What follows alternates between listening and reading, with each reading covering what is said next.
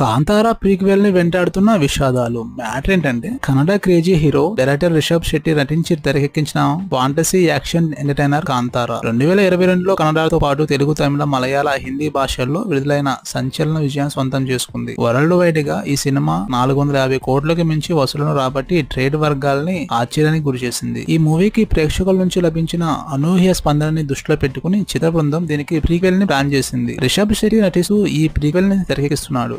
80వ దశకం నేపథ్యంలో సాగే ఈ సినిమాలో రిషబ్ శెట్టి పాత్ర, చిత్రణ, మేకోవర్ సరికొత్తగా ఉండనున్నాయి. ఇప్పటికే విడుదల చేసిన ఈ సినిమా ఫస్ట్ లుక్ అంచనాల్ని పెంచేసింది. అయితే ఈ చిత్ర బృందాన్ని వరుస మరణాలు కలవరపెడుతున్నాయి.